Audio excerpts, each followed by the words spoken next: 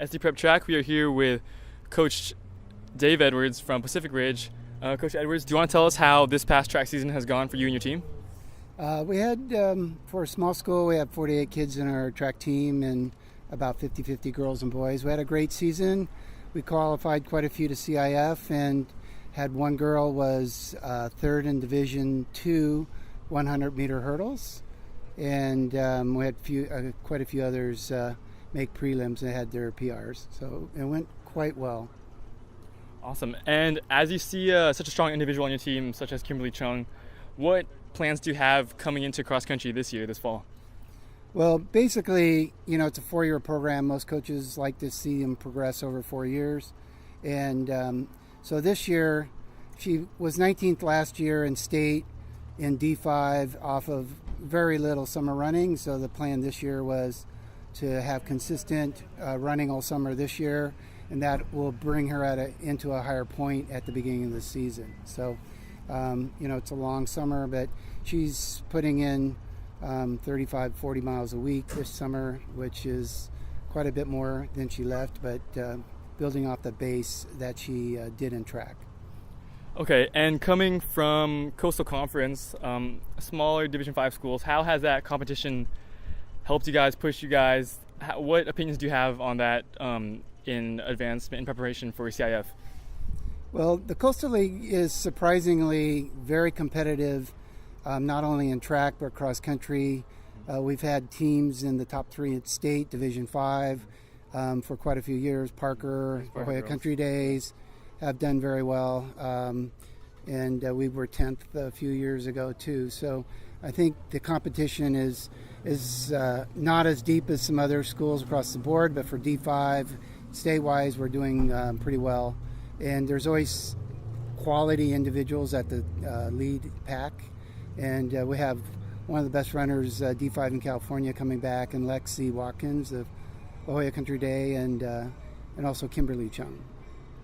And yeah, as you mentioned, they've still been up there, all these Division 5 schools. You can see the Francis Parker girls this past year, La Jolla Country Day boys a couple of years a while back.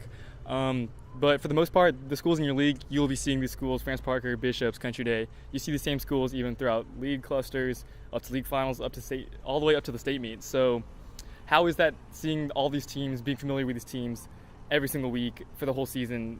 What's your attitudes towards that? Well, it's kind of fun because you look down on paper and you see, exactly where you need to improve because you're running against them. Number of invites, similar invites, similar times, and you can kind of know what you have to hit to be competitive. And we have a very young team still this year. We're going to have like 6 freshman boys and only 2 seniors out of 28. But our girls can be competitive. Maybe we're hoping for a 3rd place finish, but we need some help at the back end. We have 3 excellent front runners, and we need to build on that. And Pacific Ridge has been quite in the books, has been up in the pack the past how many years in Division 5 level. When you see an individual in the past couple of years, such as Travis Hedepool, how has your guys' presence in Division 5 been? How has that shaped throughout a whole couple of years, especially for the Pacific Ridge program? Well, being in the Coastal League, it was very helpful that the other teams were not just the best in D5, but that were state, and I could point to them and say, this is what you need to do if you want to get good. Look at what they're doing in the summer and try to create a culture around that of being competitive with those schools. The girls have been very competitive with 3S CIF championships, but all the teams are small in the Coastal League, but it depends on who you get running the summer and doing the work. So it's fun doing the numbers and seeing what it turns out. One person can improve 2 or 3 seconds, and that might make the difference between a 3rd and a 5th place place at CIF. Mm-hmm. You've seen quite a lot of stars come throughout the ranks, especially the Division 5 level. You see guys like Julius Deere, Tomas Morales, Brooke Trosson from Francis Parker. Coming into cross country this year, do you have any advice you'd give to high schoolers in the middle of summer training in preparation for cross country?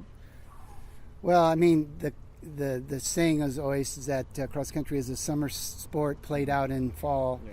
And that just holds true. As I was just talking to some of my freshmen, is how often you've been running? Well, 5 days a week, but 2 miles a time, so 10 miles a week, and just at least the running, but trying to get the understand and talk to them why it's important, what they gain out of it. It's 20 to 24 weeks to build aerobic fitness, and that you can retain and build on. That's like all summer and all season. So if you're going to be short on aerobic fitness if you don't start in summer. And in the long run, in cross country, you need that strength to finish, run that second mile fast enough, and be in position to win or place highly in a meet. Well, there you have it, guys. It's Pro Track here with Pacific Ridge coach Steve Edwards.